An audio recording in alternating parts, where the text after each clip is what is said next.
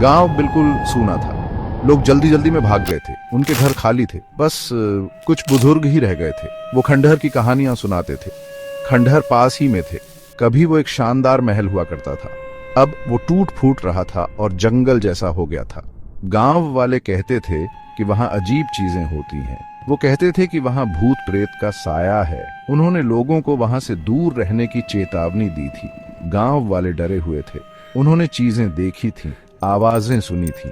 वो धीमी आवाज में बातें करते थे। वो कहते थे कि खंडहर श्रापित है। वो कहते थे कि वहां एक आत्मा रहती है, गुस्से और गम से भरी आत्मा। खंडहर को अकेला छोड़ देना ही बेहतर था। राज एक फोटोग्राफर था। उसे नई जगह देखना बहुत पसंद था। उसने खंडहर की कहानियां सुनी थी। वो उत्सुक था। वो खुद देखना चाहता था। वो अपने कैमरा से खंडहर की तस्वीरें लेना चाहता था। वो इतिहास को महसूस करना चाहता था। वो सच्चाई जानना चाहता था। गांव वालों ने उसे चेतावनी दी, वहां मत जाओ। उन्होंने कहा, यह खतरनाक है। लेकिन राज नहीं डरा। वो दृढ़ था।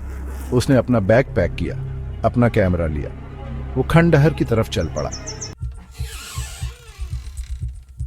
खंडहर डरावना था। दीवारें टूटी हुई थीं, छत गायब थी, अंदर पेड़ उगाए थे। हवा घनी थी, सांस लेना मुश्किल था। सन्नाटा भारी था। ये राज पर दबाव डाल रहा था। राज ने गहरी सांस ली। वो अंदर गया। जमीन उबड़ खाबड़ थी, पत्थर हर जगह बिखरे हुए थे। राज को सावधान रहना था। वो गिरना नहीं चाहता था। वो कोई आवाज नहीं करना चाहता था। राज ने खंडहर को देखा। उसने तस्वीरें ली। उसे लगा कि कोई है, कोई उसे देख रहा है। वो घूमा, वहां कोई नहीं था। वो देखता रहा। उसे एक कमरा मिला। वो अंधेरा और धूल भरा था, लेकिन बीच में कुछ रखा था। वो उसकी तरफ चला। वो एक किताब थी, एक डायरी, पुरानी और चमड़े के कवर वाली। उसने उसे उठाया। कवर ठंडा था। उसने उसे खोला। पन्ने पीले और खस्ता थे। भाग 5, डायरी के राज। डायरी किसी अनजानी भाषा में लिखी थी, लेकिन कुछ शब्द मानो जाने पहचाने थे। वो नाम थे, तारीखें, जगहें। उसने गांव का नाम पहचाना। उसने महल का नाम पहचाना। उसे एहसास हुआ कि यह डायरी सैकड़ों साल पुरानी है। उसने पन्ने पलटे। उसने स्केचेस देखे, लोगों के चित्र, महल के, अजीब निशानों के। वो रुक गया। एक निशान ने उसका ध्यान खींचा। ये वही निशान था जो उसने खंडहर के फर्श पर देखा था। उसे ठंड लग गई।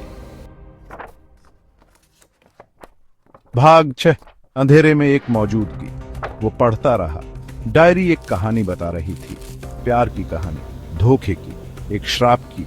लिखने वाली एक राजकुमारी थी। उसे एक आम आदमी से प्यार हो गया था। उसके परिवार को यह मंजूर नहीं था। उन्होंने राजकुमारी को श्राप दिया। उन्होंने उसके प्रेमी को श्राप दिया। उन्होंने महल को श्राप दिया।